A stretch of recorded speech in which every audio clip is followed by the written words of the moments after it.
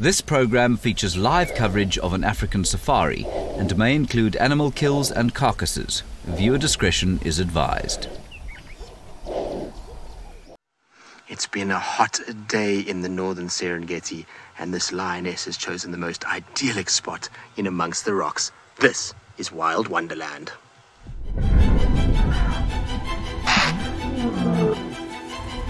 This is absolutely magnificent. This is happening, folks. This is 100% live. Here we are. We're watching the migration story unfold. Here's a lion. There's a lion right next to us. Oh, that was close. You can't possibly script something like this. Good afternoon, everybody, and welcome once again to the Mara Triangle in Kenya, where we are perched on the banks of the Mara River. My name is Steve Falconbridge, joined by James on camera, and what a wonderful afternoon it is. As always, we're coming to you live from 3 locations here in the Mara Triangle in Kenya, as well as the Serengeti in Tanzania, as well as the Sabi Sands in South Africa. And as always, you can communicate with us using the hashtag CGTN Wild, as well as hashtag Wild Wonderland. We would love to hear from you this afternoon. As I said before, we are perched on the banks of the Mara River, the lifeblood of this ecosystem. We have got some giraffe, some impala, some elephants, of course, as you saw before, some hippopotamuses in the background calling. Welcoming you, good day. And this is a crossing called Main Crossing on the Mara River, and we're a little bit further north from where the herds are currently, but this is a place where in probably the next few weeks or so there will be lots of animals crossing.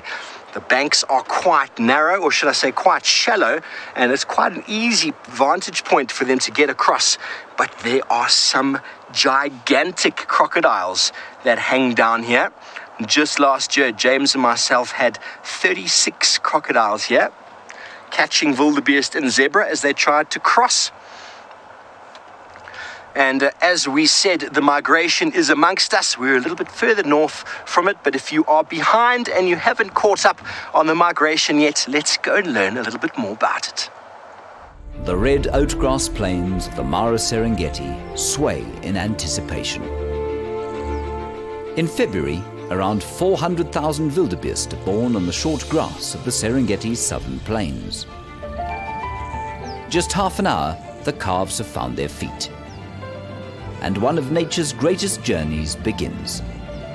From the southern plains, more than 1 million animals move northwest into the Serengeti's western corridor, massing on the banks of the Grumeti River. As the rut ends, the herds gallop north once more.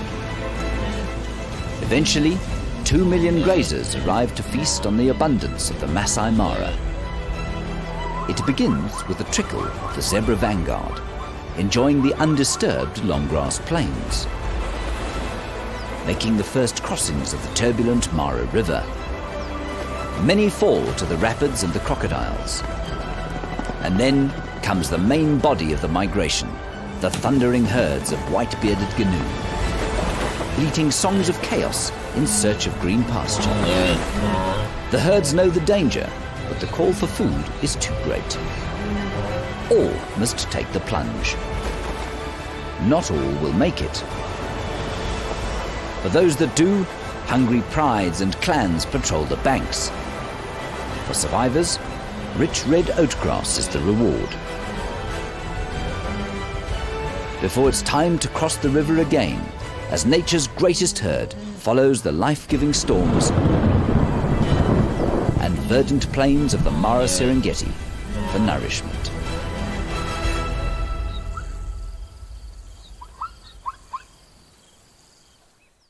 Welcome back live, and we're sitting with the Salt Lick Pride. We've got the 3 cubs, and they are going to look at what they will one day hunt when they're very big and strong. Look at them, adopting their little hunting pose already, despite the fact that it's probably a year or 2 before they're able to take on the migration themselves. Beautiful stuff. My name is James Hendry. We have got Jean-Dre on camera. He's not showing you his hands at the moment because he has to film, and that's a very important function that he fulfills. Please do talk to us. Remember to ask us as many questions as you'd like to. It'd be wonderful to hear from you as we enjoy the bounty of the migration and the joy of the predators that will take advantage of it over the coming months.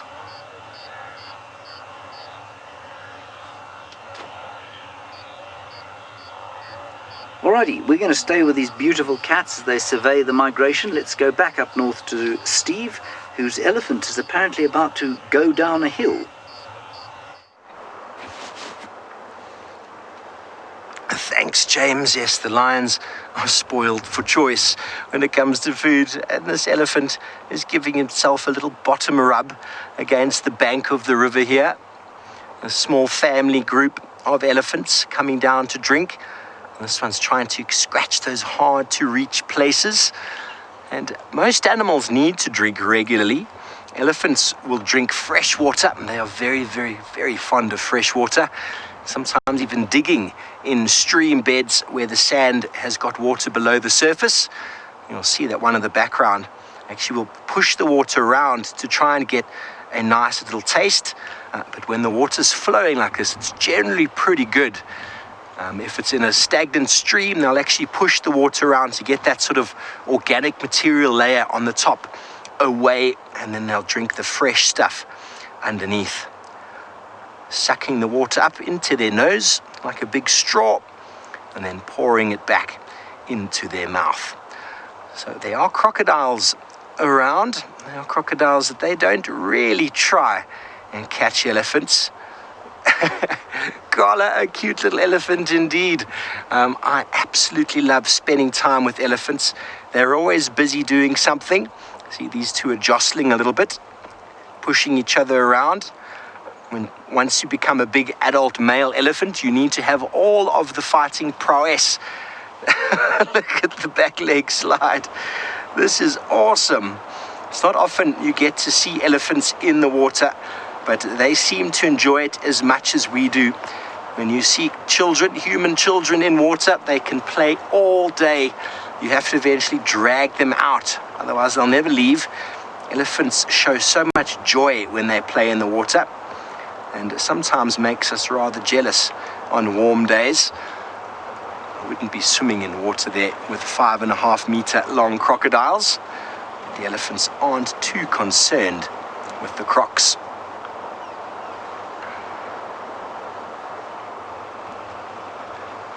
Gremlins General, you want to know if the elephants cross, and they do indeed.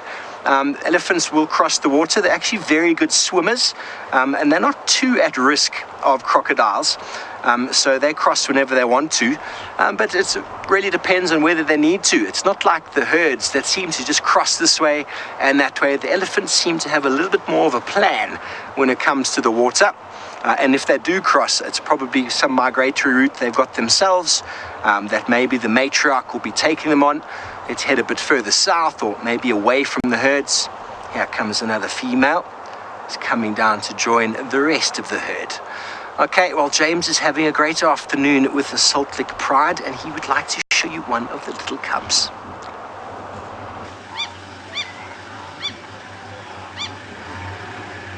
We've just had the most wonderful little greeting ceremony here.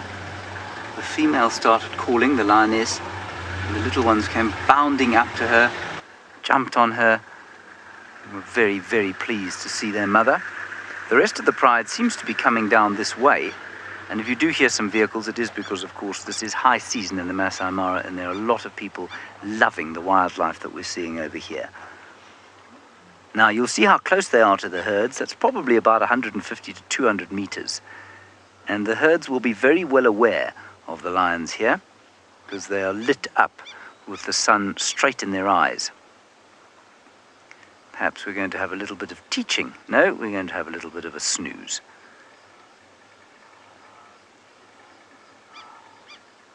Now, interestingly, I say teaching, but lions don't teach their cubs to hunt necessarily.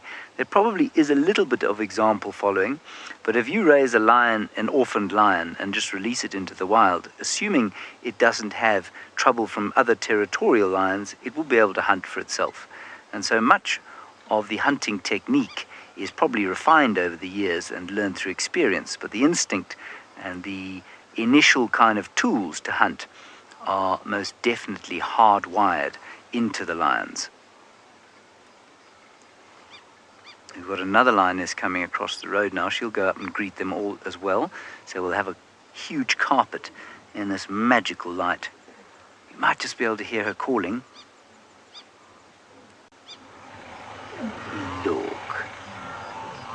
And that's also interesting because these cubs that we've been seeing are the same age, which means they're siblings. And that could easily just be an aunt. In fact, it's most likely an aunt. She doesn't look like she's suckling. And so all the lionesses within this pride will look after the youngsters. Oh, look at that.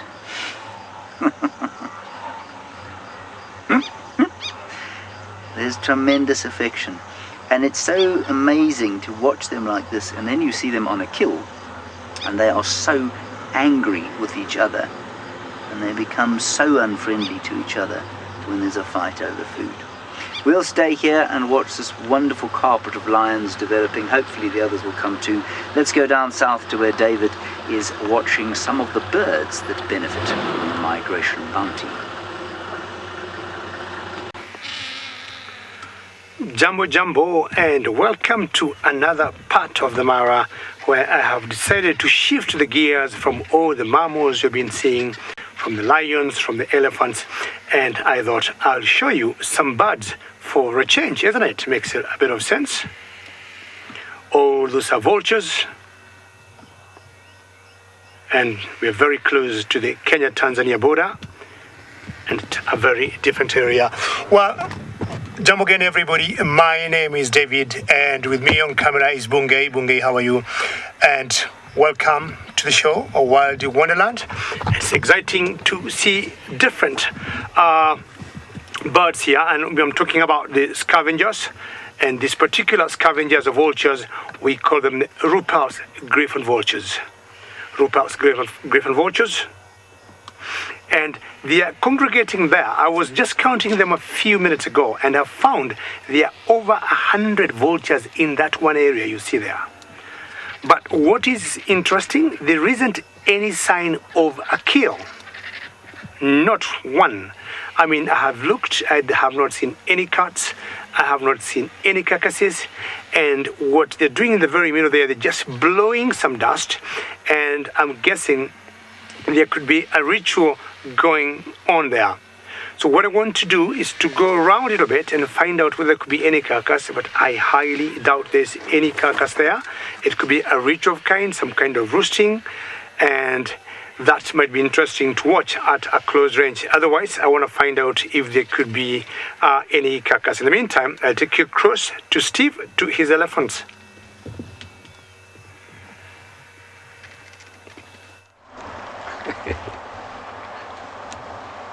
Well, you're back with us. It is the elephants. They like staying away from the herds, the migration. There's so much noise with all of the wildebeest and all those vultures as well.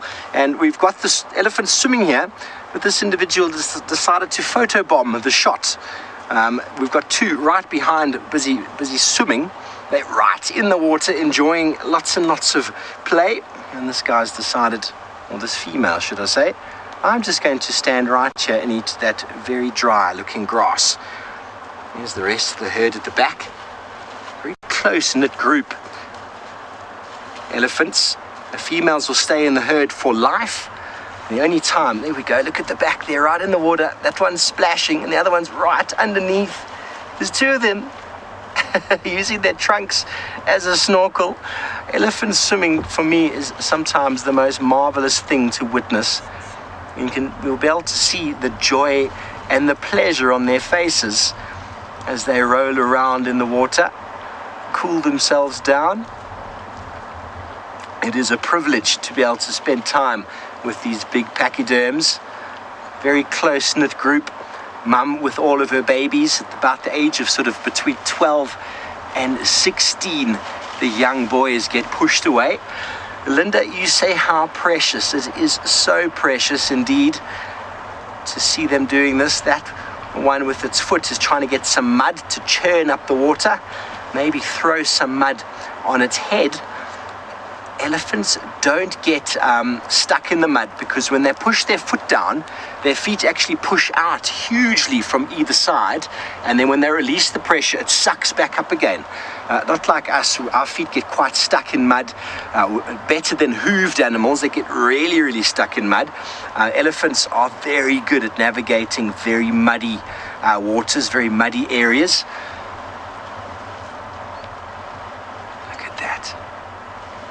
On the right there, they're completely under the water. They're quite buoyant, elephants, so they swim very, very well. Okay, well, we are on the banks of the Mara River with this beautiful herd. It is the lifeblood of this ecosystem. Let's go and have a look how important it is for everything.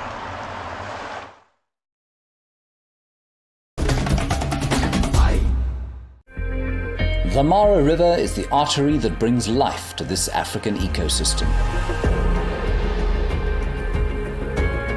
Thousands of animals live in its waters, from lazy herbivores to voracious predators. Thirsty animals must visit its treacherous banks. Travelers must brave the dangers lurking beneath the muddy surface. Hundreds of bird species forage on the shores and in the depths.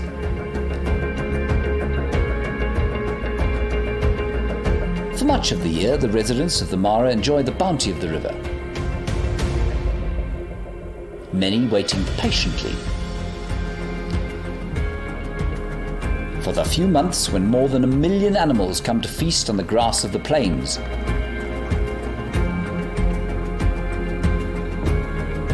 But the grass is green on both sides, and it is a temptation that overcomes even the deepest fears. This is feasting time for the greatest of the world's reptiles. But it's not only the crocodiles that take their toll on the herds. Panic, currents, and cascading rapids account for an astonishing number of deaths each year. The Mara River is a paradox, providing both life and death. Nature, but there's all sorts of spectacles out here if you know where to look, and that's my favorite thing about being out on foot. A very good afternoon to you all. My name is Jamie, and behind the camera is Craig, and we've been really lucky over the past few walks. We've been walking all sorts of things, from buffalo to lions this morning. But being out here on foot in the greater Kruger is about more than just approaching the big animals. It's about looking for the little ones as well. And this particular little one is a flap-necked chameleon who has just woken up. So most of these little creatures estivate during the dry season. That's kind of like hibernation, but it is because of the dry season rather than temperature related. Now, this little flap-necked chameleon is so cold, but this is its favorite bush. It is an apple leaf tree, and you can see how effectively it uses its camouflage to pretend that it is a leaf. Now, what I'm hoping is, because we're going into evening time, I'm hoping that this chameleon's going to move out into the sun in order to bask and to warm up. Now, most animals out here at this time of evening enjoy a little bit of time spent in the sun, which of course makes everything, even elephants, seem that much more beautiful.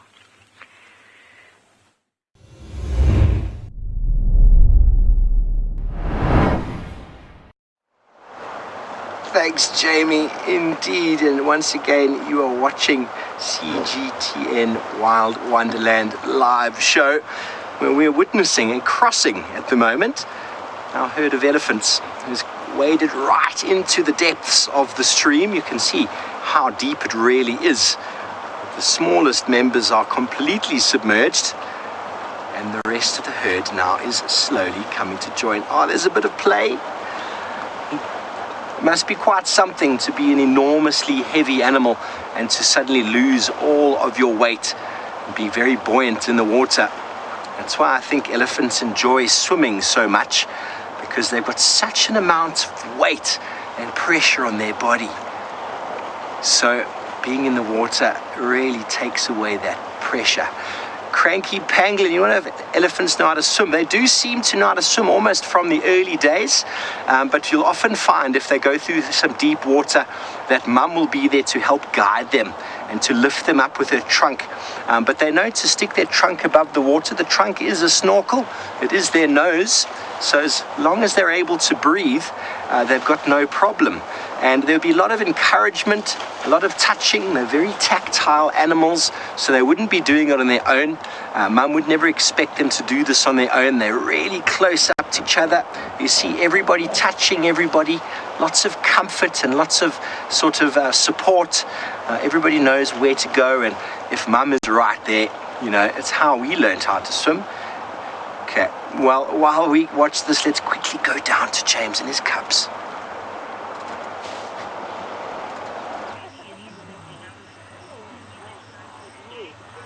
We've just been watching this lioness carrying her cubs, tiny little ones. These are the new ones. She was carrying it across through the grass. Amazing to watch. I've actually very seldom seen it, where a lioness will pick up her cubs like that by the neck, and it just goes totally limp. You can't believe a little vulnerable thing can be safe in amongst the massive teeth of a lioness like that.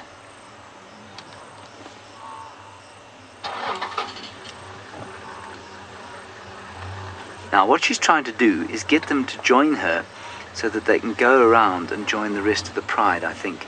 Obviously they don't like to swim very much, and they're right in front of a pretty gorgeous little pond full of lilies and terrapins and lots of water birds. But what she's trying to do is encourage them to come with her. There we go, one of them's caught up with her now. I'll just go and have a look to the left. There we go, there's another little one there, just going through the grass behind her. Yes, Mina, in theory, lion cubs can be vulnerable to predatory birds. I say in theory because it's very seldom that they are out in the open without their mothers. If we go back to the ones on the right, for example, they're now slowly starting to come after her. She is calling them, and the reason that they would be vulnerable is that they're away from her. But when they're not around, or when the adults are not around, normally the youngsters are hiding. They'll be in a culvert or in the very long grass. But in theory, yes, they could fall prey to a very big eagle, like a martial eagle perhaps. Even a giant eagle owl might take a very tiny cub. And these two are being very naughty. She's trying to make them come with her, and they're just playing. Like mammal children all over the world, doesn't matter which niche you happen to find yourselves, little things cannot do what they're supposed to. They find it very difficult to do what they're told. This one is now exploring on the sand, which it finds very interesting. Alright, we'll see how this cute little scene unfolds. You go back across to David, to animals that I don't think have ever been described as cute.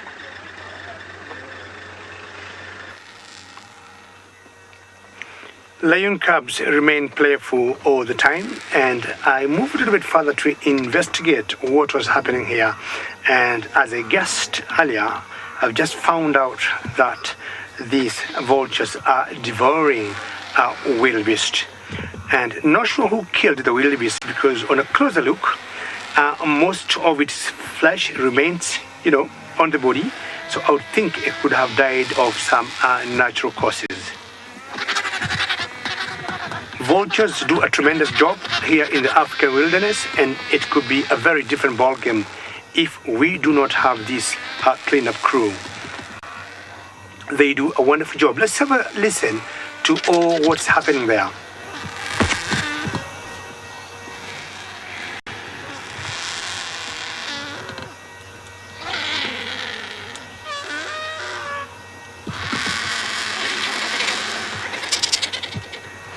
I would say vultures do not have any table manners, and they push and they shove on who gets what on the table.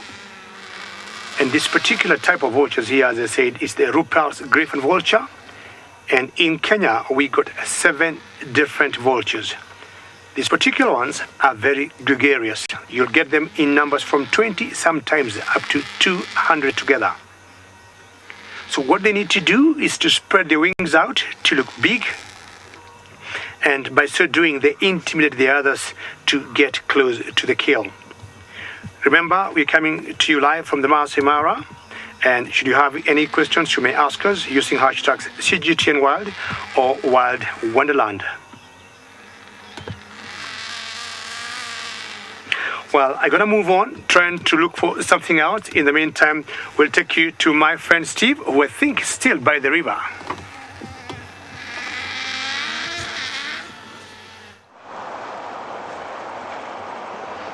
Thanks, Gigi. Well, we are still at the Mara River, everybody, with this herd of elephants that is having the best time in the water. That's all the youngsters are still in, and the adults are out on the other side, being all adult-like, and the youngsters are still being very, very childish, which is so special to see. It's the first time I've seen this in the Mara. I've seen it many times in watering holes around South Africa, but first time seeing the Mara River with a herd of Mara elephants enjoying themselves. Hippos are enjoying themselves as well. They've moved down the stream slightly, a bit annoyed that the elephants have trespassed in their water.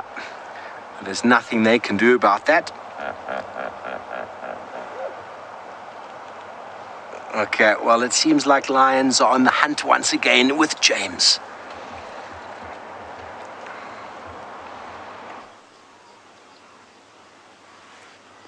Quite astoundingly, this lioness has come into a little sort of drainage gully, and she seems to be trying to hunt. At this time of the day, I'm astounded by it. Maybe she spotted a weak one. You can see all the herds there, and the cubs have been told to stay behind. They're waiting on a little termite mound behind her. Two of the other lionesses, I'm not going to ask Rhonda to go to them because she might run. Two of the other lionesses are now starting to adopt the same pose that she's got. They're quite far behind her, though.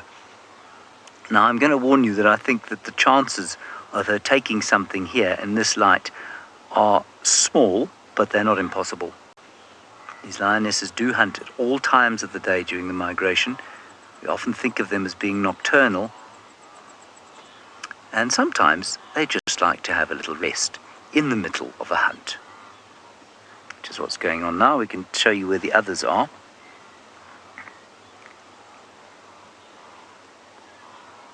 There they are. As you can see, the cubs, they almost give an imperceptible little grunt or look that makes the cubs stop, because they were following her right up until then, and she turned, she looked at them, and they stopped moving, and then she carried on. Now, wildebeest have got very good eyes. They're very quick. They can see, they can hear very well, they can smell very well. I don't think the lions smell very strong to them, but sight here is their help, their major advantage. Also, the numbers that they have. They have a huge number of eyes looking around for things that might want to eat them, and these lions are just such things.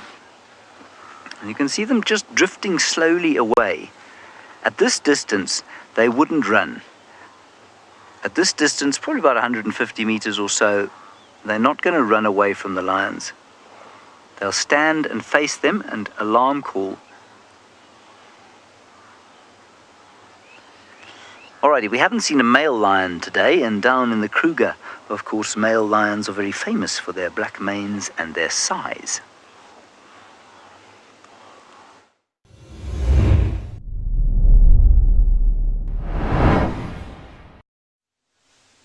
Yes, our wonderful male lions have graced us with their presence, but you saw them this morning, didn't you? And they are in exactly the same place, because that's what lions love to do.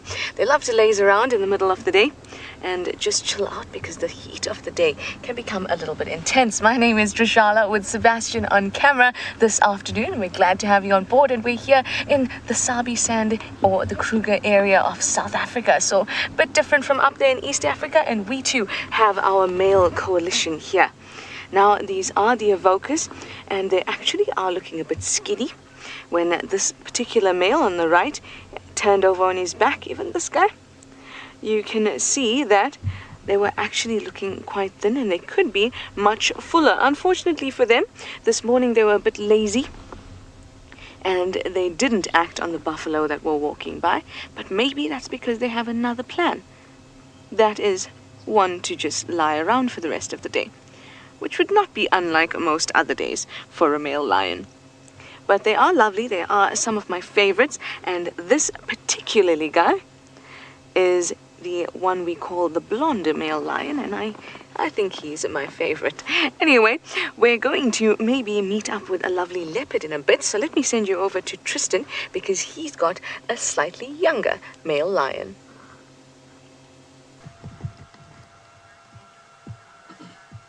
We do indeed. He's wading his way through the grass and is now hopefully going to climb the rock for us. It's interesting to watch them as they try and scale these massive boulders. What are you doing, youngster? He's kind of wedging his bottom in so as he doesn't fall, but he'll scale all the way up to join his mom. There seems to be about 5 of them on top there, and 4 of them seem to be quite young, and he's by far the most curious of them all. And you can see he's busy kind of moving up the rock and is not getting much traction. There we go. Up you get, boy. Isn't that amazing? How cool is it to see lions playing in the rocks? It's one of the things that I always look out for on a safari, and to see it live is very, very special. There you go. You can see Mom has also stirred since we last saw her. How amazing is that? Right, well, my name is Tristan on camera. I've got David, and it is as good a welcome as you can get to the Serengeti in Tanzania. And you can see that these lions have been, well, sleepy for the most part of the afternoon, and all of a sudden have woken up. And it's, like I say, it's 4 siblings by the looks of things, and they've been quite playful. They're going up and down the rocks, and they've been watching lizards and all kinds of other things. Mom has been fairly sleepy, but with her son coming down and using toilet time, it seems to have woken her up. And you can see that big yawn. That's an indication that potentially she's going to wake up now and maybe start to go on the move as that sun has started to set. Now, talking about lions on the move, it sounds like James's lion is still marching, so let's send you back across to him.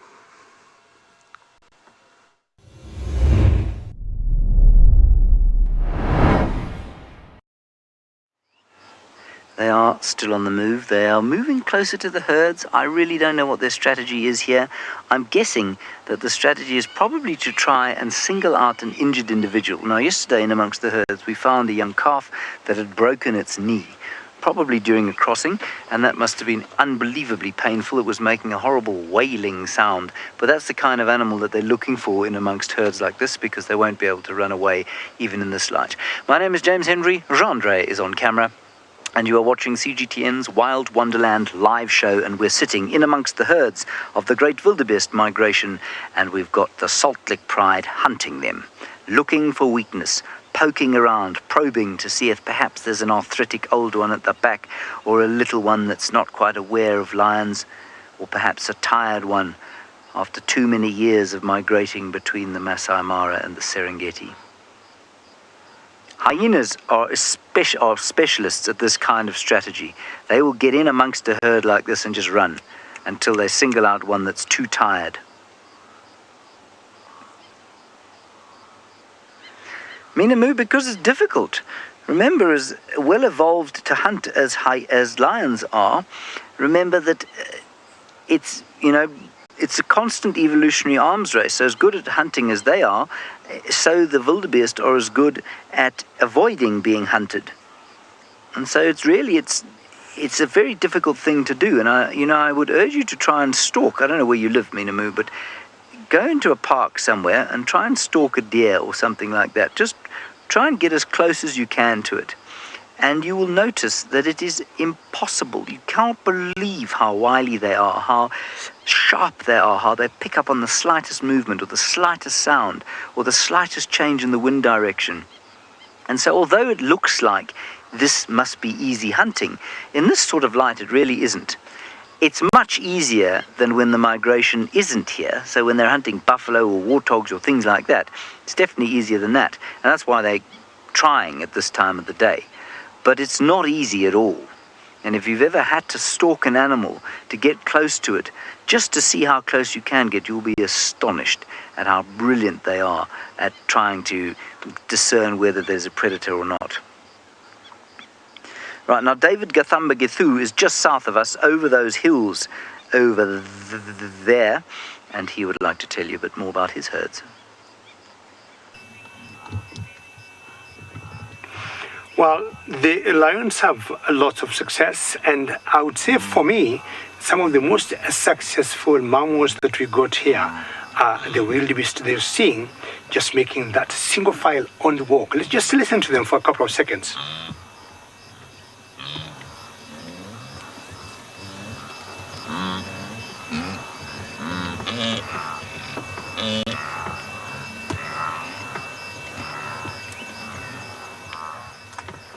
Ideally, they tend to move, in the night or early morning or late afternoon like now, and in the middle of the day when it's rather hot, they tend to rest. And what happens is, for those of you who could be joining us now, I got a lot of flies all coming on my face and my ears. My name is David, and on camera is Bungay. So what would happen like now, they would move towards one particular direction depending on the head of this particular herd. Their strength is in their numbers, and they have been designed to stay on the move. So funny enough, because the direction they're heading now is towards the south, and that's towards Serengeti National Park in Tanzania, where Tristan is. And I'll not be surprised if they move like another 5-10 kilometers and then just turn around and back in the Masai Mara. They always go like in circles, and then at the end of the day, the general movement is always clockwise. Massive numbers where we are, getting an average of about 5,000. And this is the time, like the lions are with James, enjoy every presence of these wildebeests.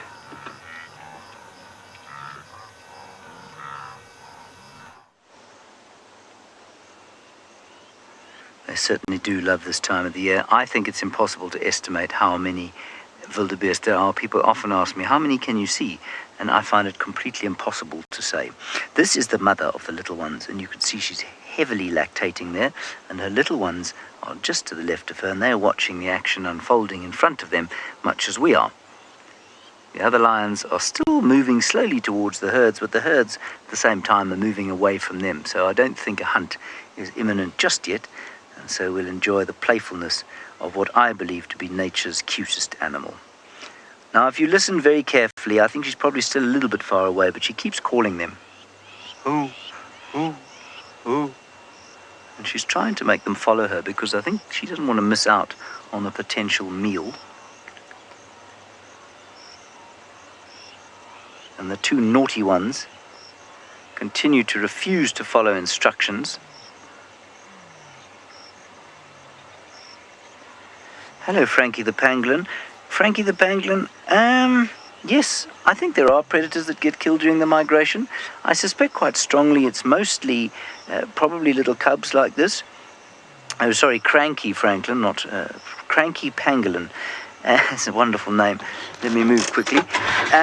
Yes, predators will get killed in the migration. I don't think by the herds, though. I think very few will be trampled or injured by the migrating herds. I think it's much more likely that they'll be injured by conflict with other predators. Remember I told you last night, perhaps, that the territories that lions have become completely disassociated.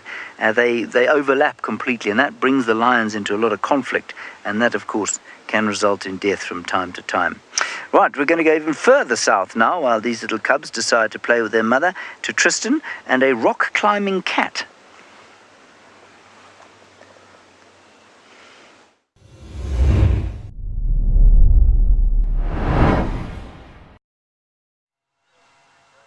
Well, no, it's not a cat, James. There are rock-climbing cats close by, but there is a very unique antelope species that occurs here that you don't see much in the Mara or in Djuma, and that is a Klipspringer. And you can see they climb the rocks all over the place and bounce around, and they have to be very wary of things like lions, because lions will go after them. Not so much actually a pride like this. This would be too small a meal for this many lions, but in terms of leopards would go after them quite often. Now our lions, as you can see, are still doing the exact same as what they were doing a little bit earlier. The female has just lifted her front paw and is having a bit of a nap and is taking it very easy. And that Klipspringer actually has been very kind of alert, and I'm sure it's noticed these lions through the course of the day. Lions are quite inconspicuous when they sneeze and roll around and get up, and they make a lot of noise, and the Klipspringer would have been very in tune with what's going on. But there we go, she's woken up a little bit, and nice to have a bit of that dappled light just coming through the trees and on to her face. It's actually quite amazing sitting in amongst these rocks. There's an incredible feel that you get when you're in here, and it's like a completely different ecosystem. There's so many little things that move around in here, from the lions being on there. There's leopards that are often around. You find the Klipspringers, you'll find agamas, and on all kinds of different birds as well that use these places as home. And it's an incredible spot just to sit for a period of time and listen and absorb, and it's actually really good for just kind of centering yourself a little bit. It really, really is nice. Now, while we watch our cats and hope that they start to wake up and start to move around, well, it doesn't look like it with this particular lady, let's send you back down south to South Africa as Trishala is being given the runaround. Yes, I certainly am. I'm just trying to get round this branch so we can see our lovely cat. There we go. Oh no, boy, are you going to walk to the side? Well, we can wait for him. There we go. Maybe we'll get a nice shot of him here. Hello, Hasana. You a beautiful boy. Now, the reason I was able to go from the lions to Hasana this quickly was because they are very, very close. In fact, they are in the same vicinity, not even 100 meters apart. Now, this is potentially dangerous for Hasana, and I really do hope that he will have a good sense about him. There was also an elephant that walked through, and the elephant walked through the lions and Hasana, and I can only imagine the type of stress it must have felt to be able to actually smell predators on either side. But also, Hasana has survived the lions before, and he may very well again too. And he certainly is a very playful cat. He's special to us all, and we've learned about him, and he's grown up with us for quite a while, and he's especially very, very playful.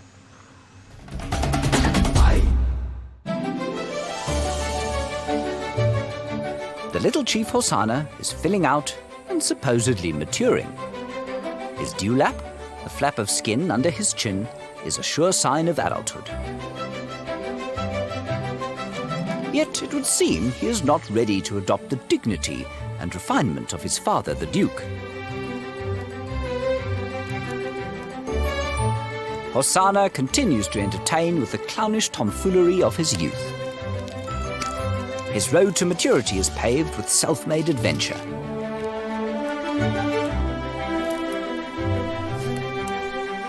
Tingana, his father, may not tolerate his presence for long. And so, every second with this supreme entertainer is savoured.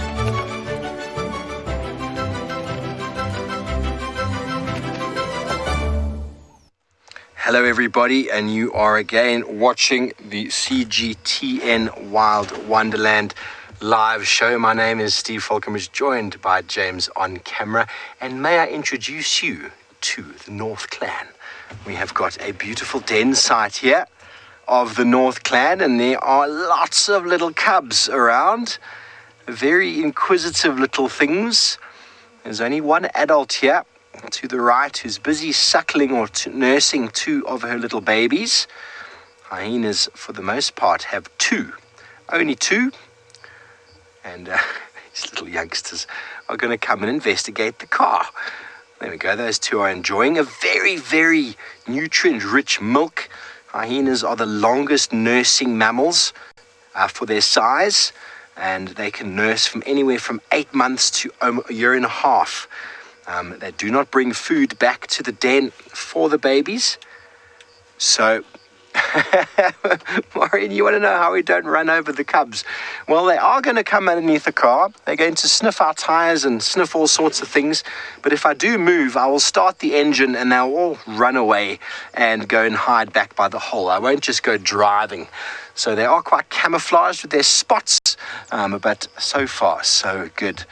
But these youngsters are very inquisitive, and they will stay at the den for the first close to 8 months, up to a year, where mum will provide them with, like I said, very nutrient-rich milk, not bringing back any food to the den unless the matriarch is the one, because whoever brings back food is likely to have it stolen from any member that is higher ranking than her. Well, we're going to stay here and maybe try and extricate these animals from underneath our car while we watch this cuteness unfold. Let's go back down to the Serengeti with Tristan. We've got these delightful little things now, and they're lying in front of a puddle of water, and they're having a good suckle, and their mother is being very patient. I'll just give you an update. The others are still moving towards the herds, but the herds are moving way away from them. This is James, of course, it's not Tristan, so don't worry about it. You see, the lioness was shocked that anyone thought I was Tristan.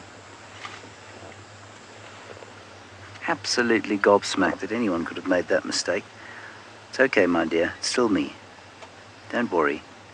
There you are, she's calmed down now. And all three of them desperately hungry, as all little things like this are, and their mothers must be so very patient. Looks to me like there are 2 or 3 lionesses, actually. I don't think there are males.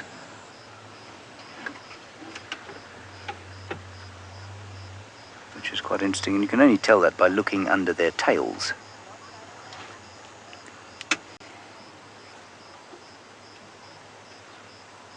Beautiful. Isn't that wonderful? They look pretty fat. I think they've eaten very nicely. Indeed. And now the sun's coming out onto their beautiful faces.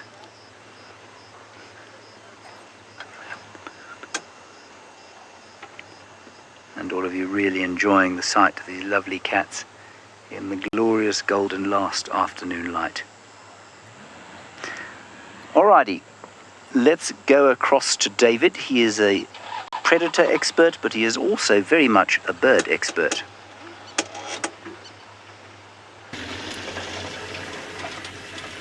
Well, I've been doing lots of birds today. I did the vultures, but now I've come to another bird of prey. And what I want to do first is to ask you a question. Which bird do you think this is? Which bird do you think this is? And I'm sure I'm going to help you by giving you a few clues and hints up there. But should you know which bird this is, let me know. Hashtag CGTN Wild or hashtag Wild Wonderland. First clue, it is an eagle. Does that help? Second clue is the largest, or one of the largest eagles that we got in Africa. It can't be the largest, but it's one of the largest eagles that we got in Africa. So I already gave you a clue. It's an eagle. It's one of the largest eagles that we got in Africa. And should you know an answer, and there's no harm, give me a guess of who you think she is. Hashtag CGTN Wild or hashtag Wild Wonderland.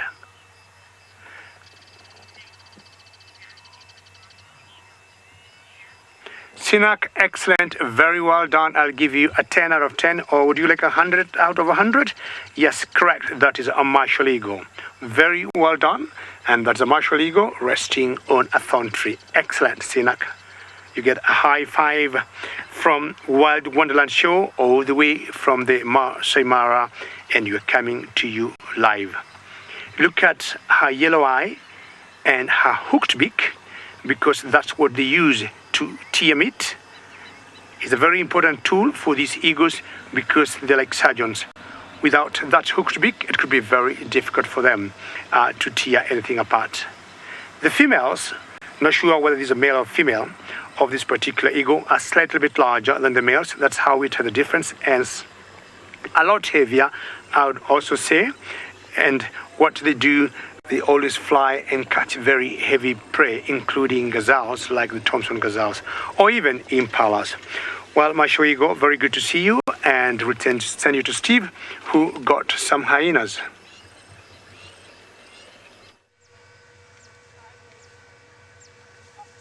Indeed, there is so much to enjoy at a den full of hyena cubs. That little one there is less than sort of on the 3-month mark. You can see how the spots are starting to come out from the dark coat. But they are very inquisitive, and they spend their first almost year at the den where they are quite safe. If anything stresses them, if there's any panic, they all run quickly underground there. Mum will dig the hole, and then youngsters can actually dig further into the ground, and it keeps them safe. Much safer, in fact, than lions, and they generally have a better success rate than lions do with these den sites. But of course, with holes in the ground, they are subject to flooding and also to infestations of parasites such as ticks and fleas and lice. And so every now and again, the adults will move the den site accordingly. But it's an area of social activity, a hub of activity. Hey, Sarah, you want to know if the hyena cubs get sick from chewing on cars? I'm not sure. They will chew on pretty much anything. They do look like dogs, although they are more closely related to cats. But they love chewing. You'll see that one there has found itself a stick, and the other one wants to steal the stick from it. They are born with teeth erupted, which is quite unique in the mammal kingdom, and their teeth are constantly growing, and they've got some of the most powerful teeth in the mammal kingdom. Now, we have spent an enormous amount of time with the North Clan, and in fact, there's research from Michigan State has been following hyenas in the Mara for 30 years, and well, we have got a lot of information about this exact den.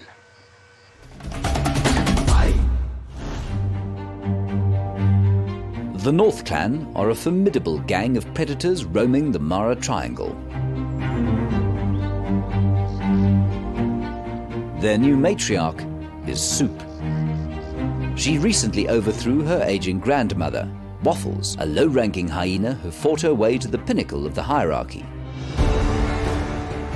The clan numbers more than 70, and they are efficient hunters of the weak and sick. But they don't always have it their own way.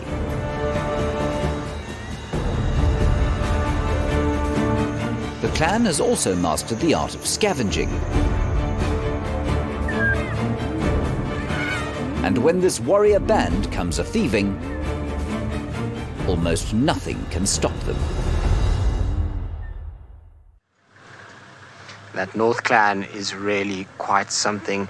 The society of hyenas and the way that they operate is amazing, and to have watched the North Clan as it's developed has been quite spectacular. Now, I was saying the rocks have their own little ecosystem, and there you can see a little head poking out the top of a rock, and that is for one of the agama species that lives on these rocks. They bounce around all over the place, and you can see how well camouflaged it is when it sits on top there. And from there, they'll come down and they'll forage for food in the grass nearby, but for most part, up on the rocks, sun themselves, warm themselves nicely, and then they can be quite active. And at night, then they go into the little crevices in the rock. You can also see we have 2 more Klipspringers. In fact, there were 3 here. I don't know where the third one has bounced off to, but there's 2 of them looking very stoic up on their rocks. It's probably a pair with its youngster. You often find Klipspringers in pairs. They have a monogamous bond, and you'll find that they sit on top of these rocks like this in order to be able to watch out for predators. And they have a little bit of an adaptation to be able to do this. You can imagine most antelope species have a hard hoof that is not going to be ideal on rocks. It's going to be very slippery and very difficult for them to get balance. So their hooves are slightly different. They're more rounded, and they have a more rubbery kind of feel to them, which allows them to sit very well on these rocks, and they can then climb over it. Good, we're going to keep scouting about the rocks, see what else we can find. In the meantime, though, let's send you back across to James and the Salt Lake Pride. Look at these lions and the chaos going on behind them. This is not a serious hunt. It's going to turn into a serious hunt as the day ends, though. Isn't that a beautiful scene? They just can't believe the entertainment going on there. Look at the wildebeest chasing each other. The reason it looks a bit hazy is because it is quite hazy. There's a massive fire down south in Tanzania, and that smoke is kind of making the air a little bit hazy. It's totally normal for there to be fires in this sort of area. Also, you must appreciate that because of where we're sitting, it's a lot closer, or the lions look a lot closer to the wildebeest than they actually are. They're still a good 150 to 200 meters away, and the more they press home towards the wildebeest, the more the wildebeest move away, and the more the lions hope that we will, or that they will be able to single out a weak one. And Mum is still here with her little ones. She's just over here. She's calling them. You can hear her.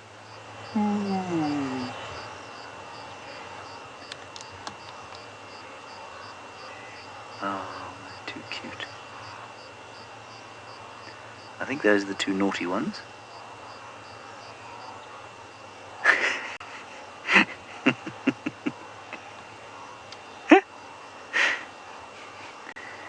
People often ask why it is that these animals have tails. And I don't think there's often an obvious answer. Certainly in a lion's case, a lion survives just fine without a tail. And I wonder if it isn't just so that they can play with them. Purely an entertainment toy that evolution has given them. Look at this. There's so much loose skin on their bodies that they don't hurt each other, despite their needle little teeth.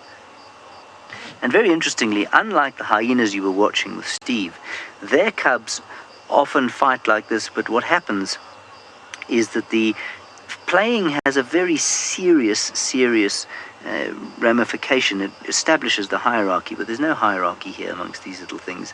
They're all equals. Minamu, you're wondering about genetics and the color of lions and the colors of their manes, and wondering if the genetics makes a difference. Yeah, it makes all the difference in the world. In the same way that you have blonde or dark hair or red hair, so it is, or straight hair or curly hair, so it is defined by your genes. And there are a number of genes that do it, it's not just one. And so the color of a lion is very much defined by their genes.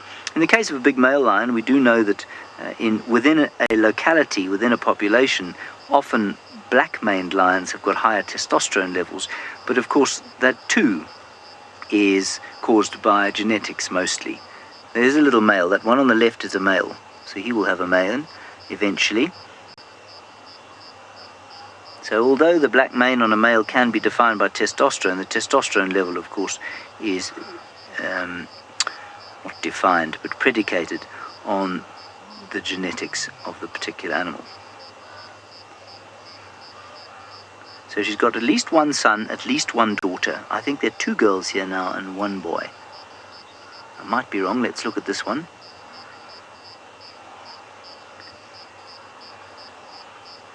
This is the best time of the day to be with little lions because they are just so very playful. That's our little male. And he, interestingly, is slightly darker than his siblings. Now that also, Minamu, would definitely be defined by their genetics. And look how spotty they are. You see how spotty they are as youngsters. Often people don't realize that lions are so spotty when they're little, but that's because they hide in the shadows while they're little. They don't course through this sea of grass like the adults do. They need to hide in the shadows, and that's why that is why they are so spotty and so naughty. I think that's the little girl there. What an amazing evening it is turning out to be with these little lions fighting here. The rest of the pride is still down there, having a little bit of a hunt, but nothing serious. They're now resting on termite mounds, waiting to see if perhaps they're going to get very lucky.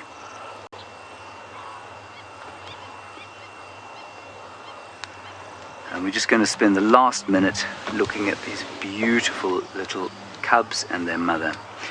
Machine Gun Nest, what a name that is. You say that it is Cub Wars. Yes, it is Cub Wars, but of course, like most kids playing on a playground, it's just a game. And with these lions, it very much is a game. There isn't a hierarchical point to it. All right, everyone, that's going to be it from us. We will see you, of course, tomorrow morning. Thank you very much for joining us. Thank you for your questions and comments. It's been absolutely magnificent bringing you Africa from 3 live locations on CGTN's Wild Wonderland live show. So until tomorrow, I hope you've enjoyed yourselves, and I hope that we will see you all aboard the world's largest safari. Bye-bye.